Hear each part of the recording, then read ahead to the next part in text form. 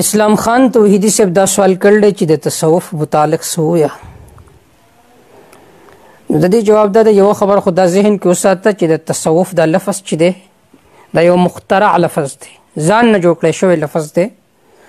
قرآن او حدیث کې دا لفظ نه دی مستعمل. البته یو لفظ دغه ته ویل شي تزکیه نفس. د انبیاء علیهم السلام په کارونو کې یو کار تزکیه د نفس. دا کار چې دی دا د انبیاء علیهم السلام په ذمواریانو کې یو ذمواری ده تزکیه نفس، چې د خلکو د عقایدو اصلاح وکړي، د خلکو د اعمالو اصلاح وکړي. د انبیاء علیهم السلام یو اهم کار دی تزکیه نفس. او د دې لپاره علما سرګرم دي، مختلف اصلاحی بیانات کوي، مختلف پروګرامات کوي، مختلف جلسې کوي. دا مدارس، دا مراکز، دا ټول د تزکیه نفس لپاره جوړ دي چې د خلکو د اعمالو، د خلکو د عقایدو اصلاح وکړي شي. نو دې ته ویلی شي تزکیه نفس. اوس بعض خلک داسې وي چې هغوی دې ته تصوف وایي.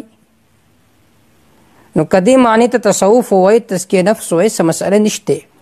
لیکن د تزکیه نفس په نوم باندې خرافات امت طرف ته منتقل کول، قسمه قسم ذکرونه کول، څوک پکې ګډیږي، څوک پکې تاویږي، څوک پکې په ځان باندې جذب لګوي. دا قسم شیزونه شریعت د دې نه منع کړل.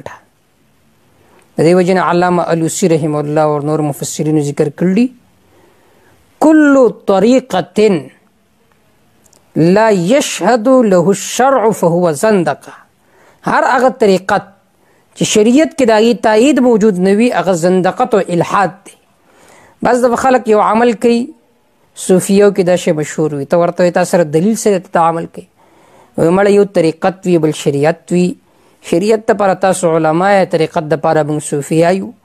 نو علامه الوسی ذکر کوي چې هر هغه طریقت چې شریعت کې د هغې تایید موجود نه وي، نو دا کفر او الحاد د اسلام نه دی. نو که چېرته تصوف کې دا شیزونه وي، خرافات او رسومات لکه عام طور باندې تصوف کې موجود وي، نو بیا ځان د دې نه بچ کول پکار دي. او دا د دین دپاره یو عظیمه خطره ده. اسلام خان توحیدي وایي چې په تصوف کې چې دا کم بیعتونه کېږي د دې څه حقیقت دی. نو ما تاسو ته دا ووي چې تصوف اصل کې لفظ تزکیه نفس دی، تصوف لفظ مخترع دی، ځان نه جوړ کړی شوی دی. بې په لاس باندې بیعت کول اور دا ویل چې بس تر ژونده پورې به زما دا شیخ وي، په دې شیخ باندې به زما اعتماد وي، اور آنکھیں بند کر کے میں اس کی بات کو مانوں گا، اس پر اعتراض نہیں کروں گا. اور چې کله مونځ کوي تصور د شیخ پر راولي چې زما شیخ سره ما بیعت کړلی، دا شیزونه چې دي دا ناجایز دي. ها ته یو عالم سره په لاس بیعت کې، لاس والا په لاس کې ورکوي په دې معنی باندې چې زه به ګناهونه نه کوم، زه به شرک نه کوم، زه به بدعات نه کوم، زه به رسومات نه کوم، نو ښه خبره ده.